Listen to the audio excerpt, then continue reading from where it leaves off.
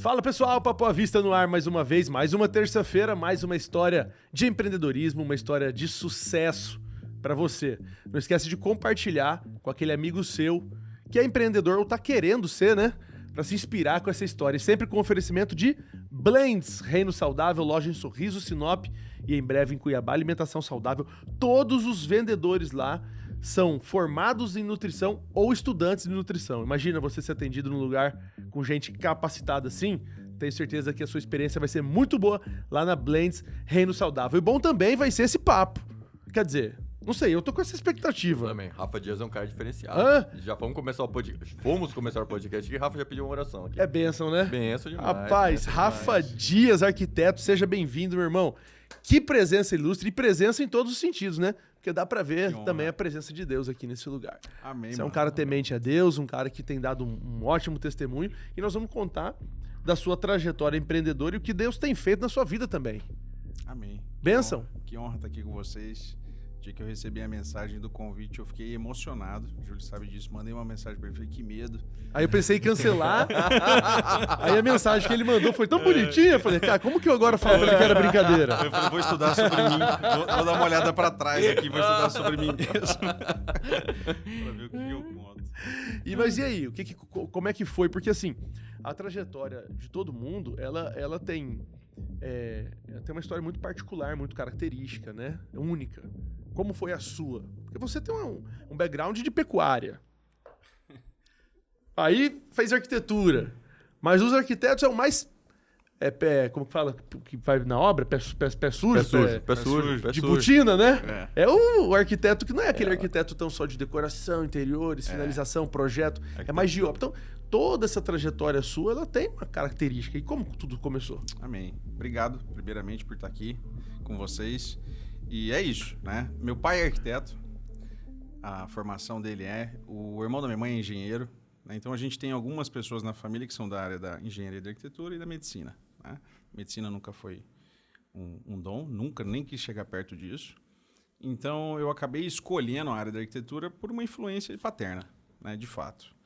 Mas eu sempre gostei de lidar com pessoas, né? Eu sempre gostei de me conectar, de estar em vários grupos, em várias turmas, né? E naquele período da minha vida, onde eu tinha que tomar uma decisão para que caminho eu iria, eu acabei sendo influenciado por uma profissão que meu pai já tem, né?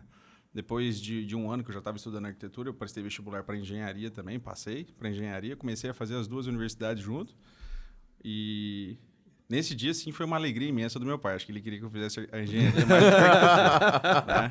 Mais que a arquitetura. Enfim, a engenharia eu não terminei, né? Foi até o 4º ano quase da engenharia, fiz 3, 4 anos. E acabei trancando para finalizar os estudos na arquitetura. Já estava envolvido com estágio e tudo mais. Uhum. E acabei tocando a carreira de arquiteto mesmo. Não voltou. Não voltei. Parou em cálculo. Parei em cálculo. Parte fácil. Eu tenho um monte de Mas amigo olha só, calculista.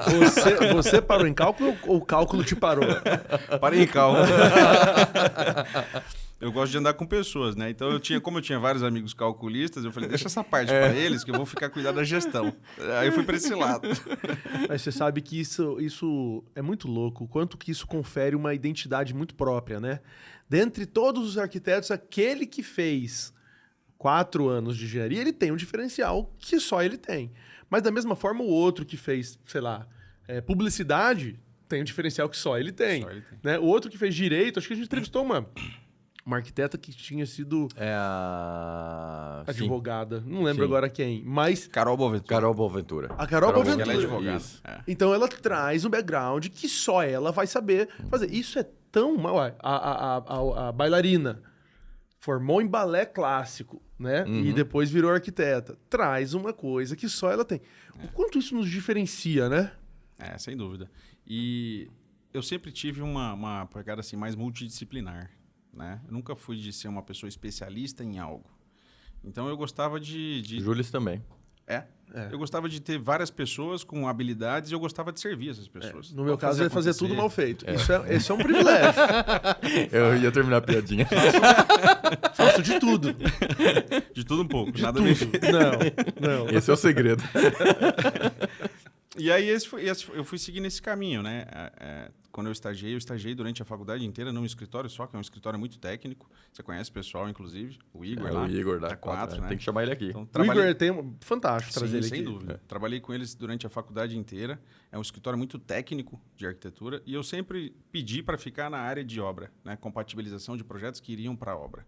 Então, eu nunca priorizei esse lado, eu quero participar do lado criativo. Não, eu queria participar do lado executivo da coisa. Né? Então, até por isso que isso acabou influenciando depois no nosso perfil de produção do escritório, né? Que a nossa arquitetura ela é muito mais funcional do que estética. Né? A gente parte de resolver problemas, funcionalidade de projeto, para depois a gente dar uma solução estética para a coisa. E aí entraram outras coisas no caminho, relacionadas à gestão, a gente foi se especializar na área de gestão, começamos a tocar algumas obras e tudo mais, mas até chegar nessa fase de escritório e de obra, tiveram outros assuntos aí no meio do caminho, né? A gente mexeu com alguns eventos em 2010 e por aí foi. Você lembra, Gil, desse evento? O Barba Grelha e Bigode? Não, o dele. Não. Morar mais por menos, não era lembro. esse? Esse era um deles, né? Não lembro. Começou da seguinte forma, nós em 2010, um fui amigo longe. me chamou para fazer um congresso em Cuiabá. E Eu fui nesse Morar Mais. na hora eu aí. topei. O Morar Mais veio logo em seguida. A gente realizou um congresso que chamava SEAD, Congresso de Engenharia, Arquitetura e Design. A gente colocou 800 pessoas sentadas lá no cenário rural assistindo palestra. E naquele ano a gente teve a oportunidade também de realizar dentro do nosso evento o Feirão de Móveis da Caixa. Né? Então foi um evento que bombou na cidade. Foi a primeira grana que eu ganhei logo que eu me formei. Aham. Eu peguei esse recurso e junto com um parceiro na época de escritório, que a gente dividia um espaço de escritório, a gente entrou na Casa Cor. Aí a gente pegou um espaço comercial. Nós participamos da Casa Cor, botei toda a grana lá, nós fomos premiados com o melhor projeto comercial da Casa Cor em 2010. Né? E aí a gente começou a fazer relacionamento. Era um ano que eu estava me formando e meu nome começou a sair na praça, né? Como profissional, participando dos eventos e tudo mais. Nesse tempo, eu conheci uma pessoa que me apresentou Morar Mais. Então ele já existia no Brasil. Já existia no Brasil. É um projeto que nasceu no Rio de Janeiro, da família Schubach. E é um projeto que tem é um evento de arquitetura, decoração e design, né? Que tem como característica principal ser um conceito mais acessível. Né? Como a gente decorar os espaços de forma mais consciente, acessível, sustentável, né? Para ficar viável ao bolso das pessoas. É porque, às vezes, esses Casa Cor, não a marca Casa Cor, mas qualquer outra demonstração assim de arquitetura, o cara quer chamar tanto atenção que você olha e fala, é muito lindo, mas eu não cabe no meu bolso. Né? Tem muita gente que vê aquilo como algo inatingível. Parece, sabe o quê? Passarela daquelas famosas. Você fala, ó, é muito Desfile massa essa fashion. roupa. Desfile de moda. Muito massa a roupa, mas não dá pra usar. E é um projeto fantástico Né? também. Né? E o tem Morar Mais não. Você público fala, isso muito aqui eu tenho restrito. condição. Exatamente. Como fala, tangível. É tangível. Isso. Então, como ali existia um público restrito, né? Uma pequena fatia de um público, a gente se encantou com o projeto. E na época nós tínhamos essa pegada também, né? E aí eu fui para o Rio de Janeiro, nós trouxemos esse projeto para cá, realizamos ele aqui em Cuiabá durante o ano de 2011, 12, 13, e foi um evento muito bênção, né? Onde a gente teve acesso ao mercado, né? Nossos sócios da época foram pessoas maravilhosas também, né? Que contribuíram para tudo acontecer, e nós tivemos acesso a 400, 500 fornecedores que a gente não tinha noção que existia no mercado, né? Nós tivemos acesso ali, mais de 100 profissionais participaram do evento que a gente fez. Artistas plásticos, cara, mais de 70 artistas plásticos participaram, tiveram acesso ao evento para expor suas obras de forma gratuita. Então, a gente começou a fazer um movimento grande e o Rafael começou a ter acesso a coisas que eu nem imaginava, de mercado. E uma delas era gerir todo esse canteiro de obras, né? Era canteiro de 4 mil metros quadrados, com mais de 3 mil profissionais todos os dias trabalhando. Era no clube lá, né? No Clube Dom Bosco. Todas as edições foram lá? Todas as edições foram lá. Um projeto de revitalização que a gente tinha como propósito também deixar um legado de revitalização para o espaço na época. Né? Então a gente começou a gerir isso. E foi incrível para mim como profissional, evoluí muito, né? E aí a gente tocou até 2014, 2015, onde foi a nossa primeira crise ali, econômica, que a gente tirou o projeto do ar. Né? Foi nesse momento. Aprende um pouco, né? Não, então, a importância da gente, às vezes, assumir as coisas que para muitos soam como fardo, né? E a gente acaba assumindo essas coisas e tem um aprendizado imensurável, né? Que você não consegue em nenhum curso no mundo, né? Que é você estar à frente de um negócio e aprender na prática, né? Então, você Sim, sem dúvida. entra lá para assumir um projeto desse do Morar Mais, do outro que você falou, eu esqueci o nome. Enfim, Congresso, né? do Congresso. Quanta bagagem você ganhou ali e aplica hoje no que você faz, né? Sim, sem dúvida. E aí, quando eu olho para trás, né, tudo estava relacionado à comunicação com as pessoas, a interagir, a gerir equipes, né? Então, naquele período ali, nesses 5 anos pós-formatura, eu estava totalmente decidido a ir para a carreira de eventos. Continuar mexendo com congresso, com feira, né, com mostras e tudo mais pelo Brasil. Né? Mas aí, nesse momento, em 2015, eu tive que fazer uma rotação, uma adaptação de mercado. Pivotou. Né? Pivotei. Falei, não, Rafael precisa se reorganizar. E aí foi quando a gente, de fato, se posicionou como um escritório de arquitetura, né? Em 2015 até 2018, mais ou menos. Na época, até fiz uma sociedade com 2 amigas que trabalhavam com a gente no Morar Mais. Eram arquitetas que prestavam serviço no Morar Mais, né? A Jana e a Bela. E a gente ficou junto esse período. E aí, lá em 2018, que eu resolvi, de fato, seguir a carreira solo de Rafael Dias, arquiteto mesmo, no escritório. É interessante também que na arquitetura é a marca pessoal, né? É Rafael Dias. Então, as coisas que você faz, elas vão reverberar na sua marca pessoal, né? É diferente, por exemplo, tem uma empresa, né? Por exemplo, Rentalize. A Rentalize não envolve o meu nome e o do Gil. A pessoa tem que saber. Ah, você que está por trás da Rentalize, o arquiteto não, né? Já é a cara dele. Como que você lida com isso? Em trabalhar a sua imagem pessoal, né? Porque o que você faz reflete no nome da sua empresa e o que a sua empresa faz reflete no seu nome também. Sim, sem dúvida. É uma marca. É uma marca. É uma marca e eu sempre tive muita dificuldade, Júlio, de levar isso para a mídia, assim, né?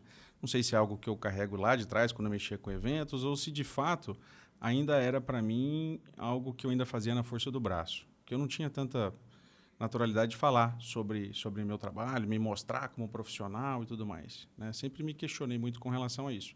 Então, a gente sempre tentou se posicionar com relação a forma com que eu trabalho, tentando levar coisas certas para as pessoas, né? Honra, caráter, credibilidade, né? Coisas que vieram dos ensinamentos do meu pai, né?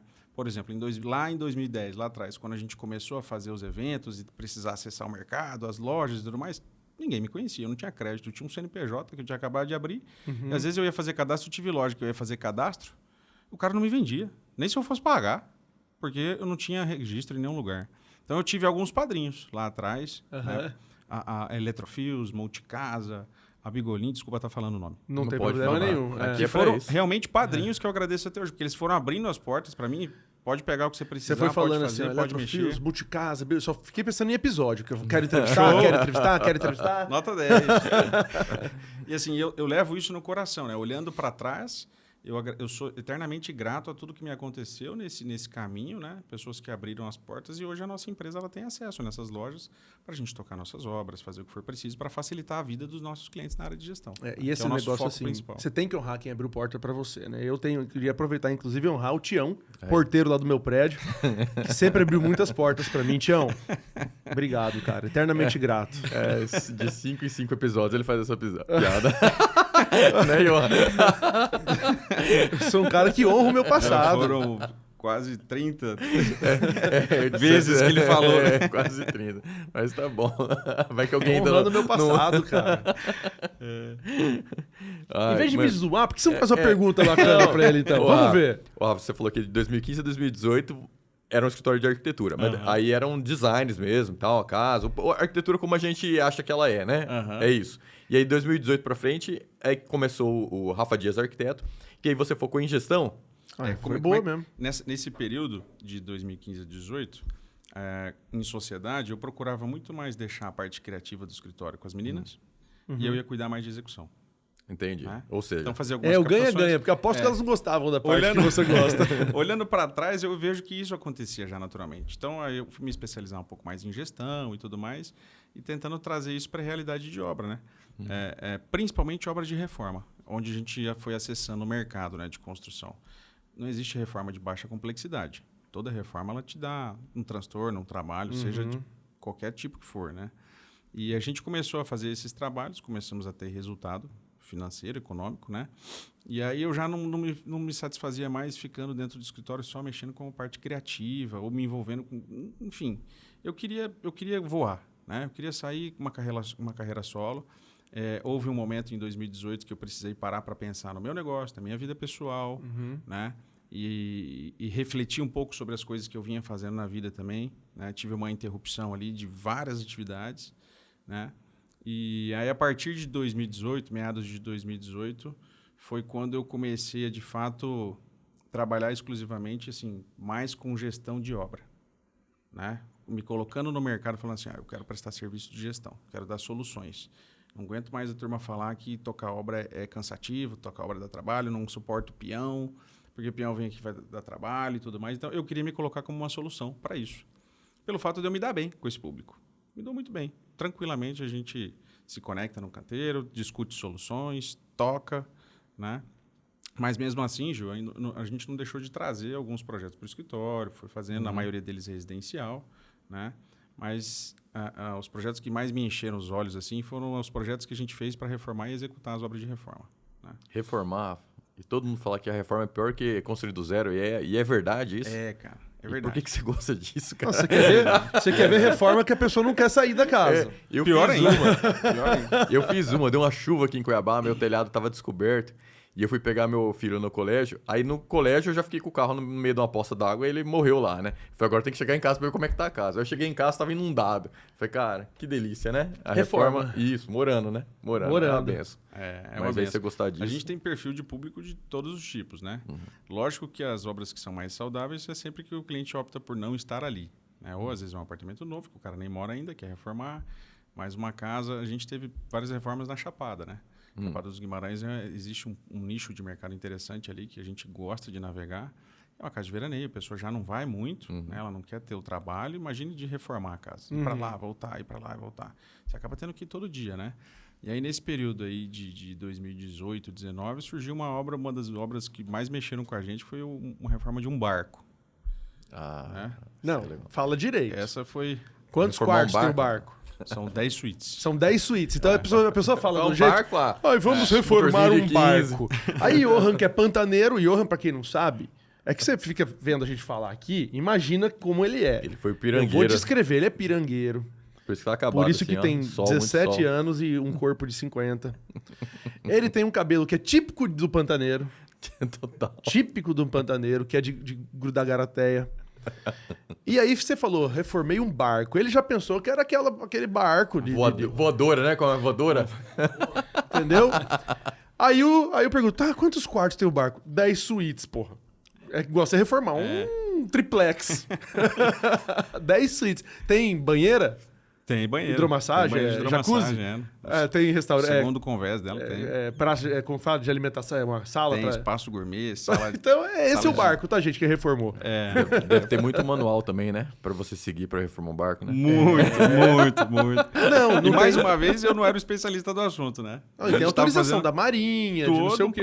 Tem todo um processo. Quando foi uma oportunidade que surgiu para nós, né? E a gente agarrou assim com todas as forças, né?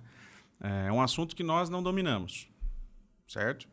E então a gente precisaria de uma equipe multidisciplinar. Mas a dor do cliente era, preciso de alguém que seja de confiança para controlar o que está acontecendo. Senão se perde. Tem grana indo embora, a reforma já havia começado, tem grana indo embora e eu não sei onde isso vai parar, né? Então, assim, no final, o cliente tinha tudo mapeado, 2 anos de trabalho, né? 60 mil quilômetros rodados com o carro para ir até Cáceres fazer a obra. Indo e voltando, né? indo e voltando. Durante 2 anos, mas foi um trabalho extremamente desafiador, com engenheiro naval, com uma equipe de construção específica para isso e tudo mais, né? Uau. A gente pegou um projeto que estava em nível de estudo preliminar, então era um projeto que não tinha um projeto executivo, de fato, então esse projeto foi se transformando ao longo do caminho e aí entra todos os desafios de integração, né? De equipes, de criação, execução, gestão, monitoramento, controle, que aí é uma área que a gente gosta, né? Dessa parte burocrática aí, Ju, entendeu? Da gestão do canteiro, né? Isso aí, pra mim, é uma aula de empreendedorismo, porque às vezes a pessoa pensa o seguinte, né? Eu sou um bom cozinheiro, vou montar um restaurante. Só que ela é boa cozinheira. Não quer dizer que é gestão de estoque, sabe divulgar bem o restaurante, motivar a equipe, porque para você ter um restaurante você precisa ter uma equipe toda à disposição. Enfim, tem outras habilidades que são fundamentais. A pessoa fala, nossa, sua comida é tão boa, por que você não monta um restaurante? Não é assim. Não é assim.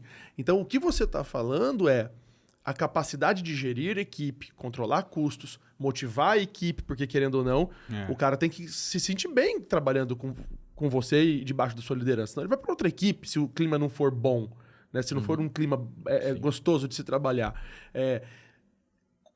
saber recrutar também os talentos necessários para funções que você não domina. Ou seja, tudo isso são características do empreendedor. O cara que está assistindo, de repente ele não trabalha com a mesma coisa que você. Mas se ele tiver um insight aí, o que ele vai fazer? Vai pegar esse exemplo e vai aplicar no negócio dele. Independente do que seja. Se rodear de pessoas competentes, de habilidades diferentes, motivar a equipe, multidisciplinar, gerenciar custo. Porque, mano, obra para sair do controle... É um piscar de olhar. Todo mundo fala assim, né? Qual que é o custo por metro? Fala, olha, é de 1.000 a 20 mil. A 20 mil. Eu nunca vi um negócio... Tem piso, não tem teto. Isso, tem piso, não tem teto. Piso, não tem teto. Né? O mínimo é esse, agora o máximo vai da sua criatividade. A primeira pergunta que um cliente, às vezes, ele vai desenvolver um projeto ou vai tocar uma obra, né? Ele senta contigo lá, primeiro ele acabou de te conhecer, sentou na sua mesa e ele fala, quanto custa? Quanto vai custar minha obra? Quanto vai custar por metro? Aí você... Vou pegar aqui minha bola de cristal. Não tem como, Não tem né? como. Então a gente usa algumas referências, né? De mercado, faz alguns comparativos, algumas analogias por padrão construtivo, por região, por tipologia de obra, se é uma casa, se é um comércio, se é uma casa terra, se é uma casa sobrada. Não, mas nas últimas obras suas, né? Sem falar nome e nem nada.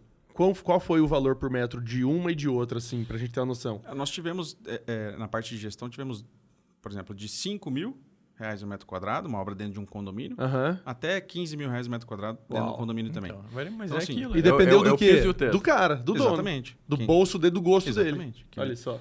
Quem determina é isso. Mas o trabalho de gestão, na de 5 e na de 15 é o mesmo. Né? Então, a gente tem as mesmas pessoas que tocam a de 5, tocam a de 15 também. Né? Só que você precisa ter muito mais, talvez, energia na área de gestão, integração. Né? O que muda é o volume. Vamos dizer assim. Ô, Rafa, e você, na obra, né? Eu já toquei algumas, já participei de algumas, né? O que é mais desafiador? É você lidar com a peãozada ali ou com a constante mudança de projeto do seu cliente? Porque tem cliente isso, você né? não pode falar mal. Não. O que é mais desafiador, o que é mais difícil. O que é mais difícil. Meu cliente, quando muda o projeto, eu acho isso uma benção. As minhas obras, né? Tô lá, as obras residenciais minhas, da minha família e tal. A gente tá lá tô lá fazendo uma parede, aí tá a porta ali, aí vem a esposa, né? Ô, mãe, irmã. Cara, legal essa porta, mas ela podia ser ali. Você vai falar, pô, aqui a gente, né, podia aumentar essa. Falei, cara, já tá construído. A hora de quebrar a parede era lá no projeto. Acontece, cara, acontece. Mas o que é mais desafiador? E eu vou te falar. Dentro da nossa estrutura organizacional de gestão, a gente tem um pilar que chama cliente participativo. Eu prefiro 10 vezes um cliente que ele me liga todos os dias do que um cliente que não me liga, mas na entrega ele não está satisfeito. Então, assim, eu prefiro que ele esteja ali o tempo inteiro. A gente usa também algumas ferramentas de gatilhos de reajustamento. Né? O projeto, principalmente de reforma, ele precisa estar em discussão o tempo inteiro. Porque algumas adaptações vão ter que ser feitas no caminho da obra. Então, você também tem que levar isso para o seu cliente em tempo integral. Ele toma a decisão. Toda decisão que você achar, eu achei que você iria gostar assim, está errado. Está errado. Então, vocês têm que criar uma forma de se comunicar bem. Tem que construir uma relação saudável para você aceitar isso. Vou te falar uma coisa. Você está construindo sua casa, a gente está terminando a nossa, né? A gente construiu agora também. A porta do meu banheiro da piscina mudou de lugar 3 vezes. Entendeu? Natural. E nesse caso você é o próprio Porque cliente. Eu sou o próprio cliente, o arquiteto, o construtor, né?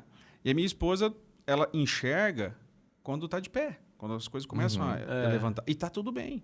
Quem tem que lidar com essas dores somos nós. A gente tem que se esforçar para isso, entendeu? Esse é o seu papel. Essa minha obra também me fez questionar muitas coisas do nosso processo. O que está errado no nosso processo? O que eu posso fazer para melhorar? Foi erro de briefing? O que aconteceu? Não, às vezes é simplesmente as coisas vão se adaptando. E como cada família funciona também. Exatamente. A necessidade de uma família, ela muda de um ano para o outro. Né? Então, assim, todo o nosso projeto foi feito em cima de uma estrutura de funcionamento da casa, porque a gente morava de aluguel. Então, a gente conseguiu viver nessa casa junto, entender todas as dores. E aí a gente desenhou essa planta, que ela funciona hoje muito bem. Mas detalhes, assim como esse da porta, que nem você deu exemplo, vão acontecer. E a gente tem que ter essa paciência. E uma coisa que aumenta muito o custo é a tal da Jaque, né? Já que tá mexendo, já que tá quebrando, já que vai mexer aqui. Rapaz, pensa um trem que é a tal da Fiquei Jaque. com medo Você agora. Conhece? Eu fiquei com Você medo, Rafa. Você conhece? não ficou, Rafa? Você conhece? Dessa piadinha? Conhece ou não? Eu tenho uma dessa aí, mas eu vou falar fora do ar. Não é assim? Já que tá quebrando, já que tá... Aí a obra fica muito mais cara. É por isso que as obras de reforma, a gente tem, assim, normalmente, por mais que a gente crie, né, uma planilha, né, que a gente enxergue ela como o ideal, vamos seguir essa planilha. As planilhas de obra de reforma sempre, como normalmente passam, né, do planejado. Uhum. Então, é justamente por causa disso. Eu vou reformar a casa, mas eu não quero trocar o piso. É extremamente difícil, com todas as intervenções que vão ser feitas, você defender um piso dependendo, né? Então acaba, então já está mexendo, já tira o piso, aqui. vamos trocar. Só o piso, qual que é a representatividade disso numa planilha? É imensa. É imenso. Né? Porque tem toda a remoção, a compra, a recolocação, preparação do contrato. Então a gente tem que lidar com isso todos os dias. Então eu falo assim, a gente tem que ser resiliente em obra de reforma todo dia, em gestão. Todo dia você vai ter um imprevisto. E aí entra a questão da mão de obra que você perguntou, né? Como lidar com esse emocional do cliente e como levar isso para o canteiro de obra. Que aí às vezes você chega na obra e fala para o teu funcionário, fala, não vai ser mais assim, vai ser assim. Não vai ser mais assim, vai ser assado. Vamos ter que seguir esse caminho. E existe uma cultura ali que tem que ser tratada também, né? Um preparo e tudo mais. Até porque o cara, às vezes, ele fica com raiva, né, dessas mudanças. Fala, acabei de fazer, o cara vai mandar. E outra é o gatilho do cara aumentar o contrato. Porque às vezes você tá pagando ele por empreito, às vezes é assalariado, enfim, não sei. Exatamente. A hora que você fala pra ele, fala assim, tenho que mudar essa porta. Aí o cara atrasa 5 meses a mais a obra, né? Aí ele vai falar, foi aquela porta que você mandou mudar. Fala, mas você demorou um dia pra trocar ela de lugar. Não, mas Vai botar foi a culpa ela. nela. Então, né? Aí tem isso, não tem? Tem. Toda hora. Mas também, Rafa, você tá em que fase agora? Você tá construindo tá com esse projeto, né? Sim. Podia falar um pouco sobre ele? Claro. Essa questão de como a gente lida com o cliente, como a gente lida com a mão de obra, faz parte desse novo momento que a gente está vivendo, Júlio. Lá em 2018, eu comecei a passar por um processo de conversão, né? Eu fazia muitas coisas pela força do meu braço. Tudo que eu fazia, na verdade, era pela força do meu braço, né? Aí um dia eu escutei uma palestra e acho que você estava presente, lá no Campo Jordão, no casamento. Uhum. E aí o senhor, né, um empresário de sucesso, né? Sucesso, né? Não sei nem se pode dizer se é de sucesso ou não, porque ele falava assim, tudo que eu fiz foi pela força do meu braço, né? E sempre coloquei minha carreira em primeiro lugar. E hoje eu olho para trás, eu trocaria minha carreira para ter minha família de volta. Né? E aí ele colocou, né, que hoje ele faria diferente, ele faria um processo de conversão, consagração, família e depois ele cuidaria da carreira, né? Esses 4 pilares. E eu estou justamente nessa fase agora, de cuidar da minha carreira. Que lá em 2018 eu fui apresentado a Jesus Cristo. Né? Então eu via muita coisa que eu fazia para trás que era só na força do meu braço. E lá atrás eu comecei a ter uma mudança de pensamento, né? Uma metanoia. Até participei de um evento em 2018 ou 2019, um summit, aqui num hotel, que veio o JB Carvalho. Eu também tava Tive lá. acesso, lembra disso? Uhum. Tive acesso a um livro dele que falava de metanoia. Ali a minha vida começou a mudar. A minha irmã me levou para um acampamento da igreja. Eu precisava muito escutar de Cristo. E aí eu conheci minha esposa, né? Que falou de Deus para mim de uma forma que eu nunca ouvi na vida, né? Então ali eu comecei a entender que eu tinha muita coisa para tratar em mim e justamente uma relação com algumas pessoas, com o próprio pessoal de obra, né? E a gente vem evoluindo, vem passando por um processo, já 18, 19, 20, 21. Nesse meio caminho teve meu filho que nasceu, né? E aí eu comecei a entender que no canteiro de obras eu precisava levar a palavra de Deus para esses homens que estavam ali. Só um pouquinho para frente. Né? Oi. Eu comecei a entender que eu precisava falar, fazer de alguma forma para transformar a vida desses homens que estavam no canteiro de obras, né? E a obra da nossa casa agora, que começou em janeiro de 2022 e está terminando agora, terminou agora no meio do ano, são 18 meses de obra, eu fiz uma imersão. Eu mergulhei nessa casa emocionalmente, de todas as formas que vocês imaginam, né, para a gente entender de ponta a ponta todo o processo e onde estavam as dores, tanto nos processos do escritório de gestão, como também a questão da gente gerenciar essas pessoas e funcionários, né? Então a gente enxergou que dentro de um canteiro passariam, dentro da nossa obra, por exemplo, mais de 1.000 homens passaram na nossa obra para construir a casa. Né? Entre fornecedores e tudo mais. Então, várias vezes a gente parava para fazer uma célula dentro da obra. E eu já tive célula dentro da obra nesse período de 40 homens. Tá brincando. Né? 40 homens reunidos em círculo dentro de um canteiro de obra, onde a gente falava assim, estica suas mãos. Aí naquela hora você via as marcas das mãos dos caras, né? E eu falava assim, eu preciso fazer alguma coisa diferente para eles. Né? Muitos que trabalhavam comigo antigamente não estavam entendendo nada. Falou, o que está acontecendo com o Rafael? Tá uma mudança, né? Coisas que a gente... E aí isso, Deus falou comigo nesse momento, né? Ele falou assim, existem muito mais pessoas para você atingir, né? Que às vezes não vão estar lá dentro do seu escritório. Né? Então, eu preciso que você esteja dentro dos canteiros de obra mesmo. Né? Você gosta disso. Uhum. Você gosta de gerir ali o dia a dia e tudo mais. Né? Então, eu comecei fui conversar com minha esposa sobre isso e tudo mais. E falei, Fer, eu acho que eu preciso, mais uma vez, fazer uma adequação no meu business. Né? O fato de eu fazer projeto no escritório e, às vezes, só pegar um gerenciamento de uma obra e tudo mais, não é o que Deus está querendo para mim, não. Eu preciso dar um próximo passo. Uhum. Né? E o próximo passo vai ser juntar todas as nossas atividades, que é fazer projeto, fazer gestão, executar obra e começar a entregar algumas casas prontas e eu poder trabalhar na vida desses caras que estão trabalhando com a gente. Legal. Né? Então, a gente está nessa fase. Estamos estruturando uma operação onde a gente vai começar a colocar casas nos condomínios de alto padrão para serem vendidas. Então, você vai comprar o terreno, ou está comprando já. Exatamente. Fazer o projeto. Exatamente. Aí tem todo um estudo de mercado, de ver o que esse pessoal está querendo, qual é o público-alvo, tá precisando hoje, número de quartos, Exatamente. espaço gourmet, enfim, essas coisas. E construir, executar, gerir com eficiência para poder ter uma margem bacana e oferecer no mercado. Porque tem muita gente que não quer esse desafio de ficar planejando, pensando, projetando, construindo. A pessoa quer comprar pronto, entra lá com um crédito, um financiamento, ou que seja à vista e... Sim. Existe um mercado para isso, né? Uhum. Então, a gente começou a fazer algumas pesquisas de mercado, mapeando como é que está o cenário dos condomínios, né? Quais são os lançamentos, quais são os condomínios que estão mais maduros, o custo metro quadrado desses terrenos em cada condomínio, qual que é o perfil econômico dos condomínios, qual que é o perfil social, né? Qual é a tipologia das casas que estão sendo procuradas. Então, assim, num curto espaço de tempo, não necessariamente a gente vai estar fazendo os projetos também. A gente vai se conectar com outros arquitetos, né? Porque um condomínio você vê que a gente quer fazer uma casa que tem um perfil para uma casa clássica. Não é nosso estilo. A gente não vai produzir. Vou chamar um arquiteto parceiro para desenvolver o projeto, para a gente colocar à venda. A gente quer entregar o produto. Entendi. Pronto, né? E um produto bem feito, de qualidade, né? Que tenha um conceito, não entregar um produto de baixa qualidade. Porque tem fama, né? Essa o cara fez para morar. Uhum. O corretor já fala assim, essa ele fez para morar. Quer dizer que ele colocou tudo de primeira. Aí o outro fala, cara, esse aqui fez para vender. E aí quando o cara... Não tem esse preconceito? A gente foi ver uma casa, Gil, lá no nosso condomínio, só por curiosidade. Mano, o cara não fez nem para morar nem para vender. Ele fez de raiva de alguém. Desse jeito. Tudo mal feito, com tudo feio. Aí você fala, mano, isso aqui... Não dá. Cara. Aí, por exemplo, tenho um amigo que eu reformei o apartamento dele há uns 5 anos atrás, mais ou menos. E era um apartamento pequeno, de 60 metros quadrados. Mas ele investiu dentro do apartamento em torno de uns 300 mil reais. Uau. Dentro do apartamento. Né? E super satisfeito e tudo mais. E a gente estruturando esse negócio, há pouco tempo ele me procurou. Ele falou, Rafa, a gente está com alguns imóveis assim, de apartamento de aluguel, a gente tem alguns barracões de aluguel...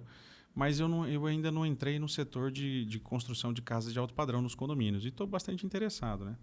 Por coincidência, a gente está desenvolvendo esse prospecto, né? Para fazer algumas captações de parceiros também. Ele viu o prospecto, na hora ele falou, quero investir. Uma casa dessa é minha. Quero fazer com você o processo do início ao fim. E aí, no bate-papo, ele falou, vai que eu moro nela.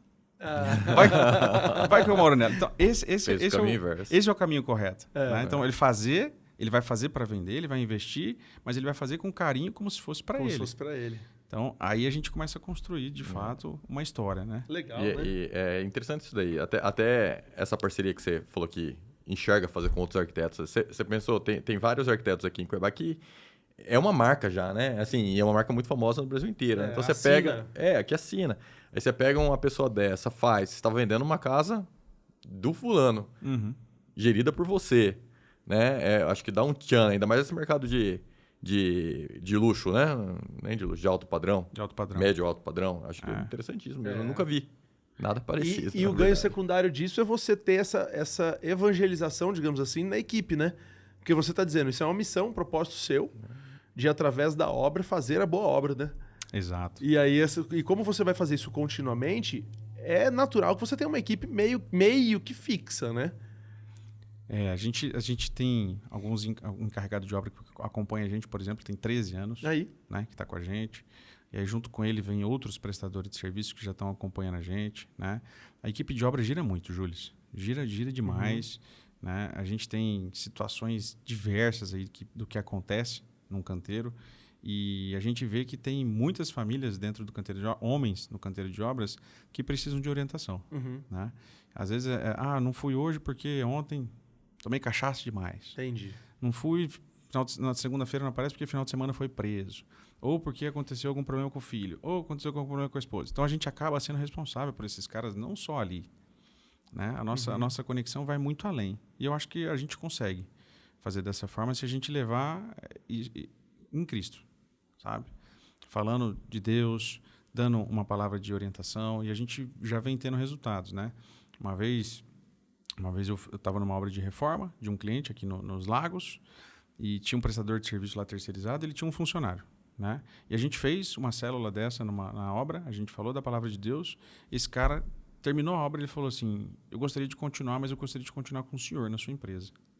Isso já tem 2 anos e ele está com a gente. Olha só. Até hoje, né? Está com a gente até hoje, inclusive está na minha casa agora, nesse momento, que a obra acabou, mas a gente precisa de uma limpeza aqui, um detalhe ali. Esse cara é um cara que está com a gente lá dentro de casa. Que benção. Você vai acabar retendo mais equipe. A intenção é que a gente construa uma unidade, né? Entre esses funcionários, esses prestadores, enfim, o que seja. Porque eu vou pegar a sua casa para reformar, Gil. Na sua casa está construindo. Mas vamos reformar ela. Vou reformar ela depois que você terminar de reformar. Agora não.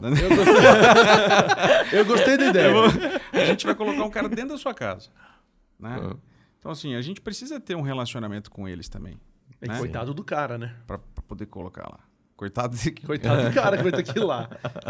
Falando isso, tem um vídeo legal da sua casa. Tá fácil aí, Johan? É da sua casa própria mesmo? Aquele vídeo? É. Porque o cara entra com drone, não sei o quê. Rapaz, o cara é paquito demais, pois mano. Né? Aí. Eu vi esse vídeo aí. Olha lá. O tanto que você vai valorizando os fornecedores, meu. A gente vai narrando o vídeo aqui. Um lar com propósito, né? Não, olha a entrada que ele veio fazendo de drone. A manobra que ele fez aí. A gente achou que ele é bom, viu? Passou em cima da nossa cabeça ali, ó. Quem é o Arthur? É o Instafit. É o Arthur. Arthur, né? Vamos chamar o Arthur, cara. Ele veio através da Tamires, né? A Tamires está fazendo uma consultoria para nós. Não, e ele fez um vídeo do meu aniversário, foi ele que fez. Show. Ele é fera. E aí a Tamires trouxe ele para a gente fazer esse vídeo institucional, que é a base desse trabalho que a gente está desenvolvendo da construção das casas que vão ser vendidas, né? E a sua casa, praticamente, ela é o seu cartão de visita para as obras que você pega, porque é muito bonita, ficou, hein? Sem dúvida. O pessoal a gente nem churrasco lá nem terminou hoje ou amanhã? Nós nem terminamos. Essa semana, só falar o dia. A gente nem terminou ela. Boa. E já recebemos, por exemplo, uma proposta, né? Então, assim, mostra aqui uma proposta de venda, né? Então, você tá brincando. Como não é o nosso objetivo, a gente recusou, né? Mas a gente vê que, é o que você falou, né? Quando a gente constrói para nós, que tem um capricho, né? A palavra capricho é uma palavra que eu aprendi através da família da minha esposa, muito pelo seu sogro também, o Zeca, que bate muito em cima disso, né? Fazer com capricho, né? Então, eu tento trazer isso para o canteiro. Alto padrão para nós é isso. É pegar o básico, às vezes um material que não é um valor econômico muito alto, mas executar ele bem executado, né? Então, alto padrão para nós é isso. É isso que a gente quer levar para essas casas. Rafa, e o que é o próximo passo seu? Assim? O que você acha que você tem ainda a melhorar? Nossa, tanta coisa, Gil. Não, fala uma só. Tanta coisa. Não, a gente sabe todos os defeitos. Fala um. Fala uma. Fala o principal. Os pequenininhos a gente sabe. Como a gente vem fazendo uma evolução, né, nos últimos anos, principalmente espiritual, né, e um reconhecimento de identidade, né, tentando me conhecer um pouco melhor, né, voltar nas minhas origens, tentar identificar o que eu fiz nesse caminho, né, O que eu aprendi de fato e o que eu posso contribuir. Esses dias eu estava até trocando uma ideia com o próprio Johan, né? Falando, e com a Tamires, que já passou por aqui e tudo mais, para a gente falar sobre branding, né? Meu branding pessoal. Eu falo muito pouco nas redes sociais nos últimos tempos sobre o que eu faço. Eu tenho falado muito sobre conversão, consagração e família. Então chegou a hora de eu falar sobre carreira. Né? Então, eu vou começar a fazer esse investimento. Eu preciso mudar muito isso, de fazer esse reposicionamento, né? Falando desse trabalho que a gente quer desenvolver. Entendeu? Ah, legal. A gente tinha conversado um pouquinho antes, né? Isso é super interessante. E a outra pergunta, né? Que é o final do programa, que a gente sempre faz, é o que é o sucesso para você. Acho que você já falou várias vezes aqui durante o programa, né? Mas vamos lá. Cara, eu acho que... Valendo uma caneca. Valendo. Sabe o que vem no meu coração, cara? Sucesso é você estar em paz. Seja lá onde for, seja lá o que você estiver fazendo. Se você estiver em paz, você está no caminho certo. E hoje eu sinto isso. Né? Hoje eu tenho, graças a Deus, essa conversão está sendo uma bênção na minha vida. Minha vida mudou totalmente, né? Desde que eu me converti, desde que eu reconheci Jesus como meu Salvador, desde que o Legendários entrou na minha vida, né? A minha família se alinhou, né? Minha família entrou em alinhamento. Eu deixei para trás vários vícios, né? E hoje eu estou em paz para seguir um novo caminho, né? Mas fazendo o que a gente fazia, só que de forma diferente. Né? E é isso, a gente se adaptando ao mercado, se adaptando ao nosso estilo de vida hoje, né? E rotacionando o nosso negócio para poder seguir. É um negócio com propósito, é um propósito como negócio, né? É todo um alinhamento.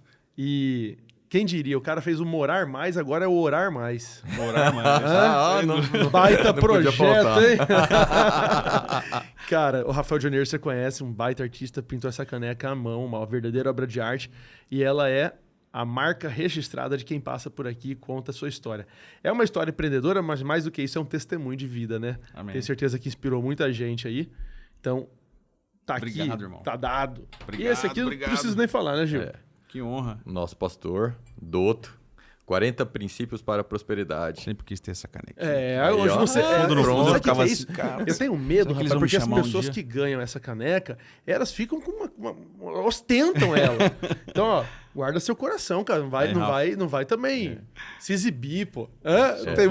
Porque é muito massa ter passado por aqui e contado sua história. Que legal. E o livro, apesar de você poder comprar ele, né?